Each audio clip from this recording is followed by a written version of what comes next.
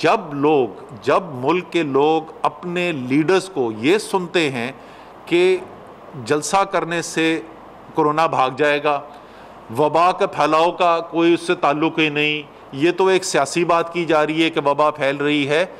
और उसके नतीजे में लोग अपनी हिफाजती तदाबीर पर अमल करना या कम कर दें या ख़त्म कर दें, वो उससे कहीं ज़्यादा बड़ा नुकसान है। क्योंकि हम अमल दरामद नहीं करते रहे हैं हिफाजती तदाबीर में, और किस तरीके से किस तेज़ी से वबा का फैलाव में इजाफ़ा हुआ है, और हमें मजबूरी से चंद सेक्टर्स के ऊपर बंदिश लगानी पड़ी है।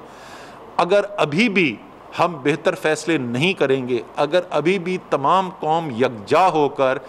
इस बार का दोबारा से इयादा नहीं करेगी कि जिस तरीके से पहली लहर के अंदर तमाम मुल्क ने मिलकर बाहमी ताउन के साथ इस वबा के फैलाव को रोकने में किरदार अदा किया था, अगर हम अभी भी ये नहीं करेंगे तो फिर मुझे ये कहते हुए इंतहाई तकलीफ़ होती है कि शायद हफ्ते बाद, 2 हफ्ते के बाद ऐसी सूरत हाल पैदा हो कि हमारे पास कोई इसमें चॉइस ही ना रह जाए और हमें मज़ीद सेक्टर जो हैं उनके ऊपर बंदिश लगानी पड़े।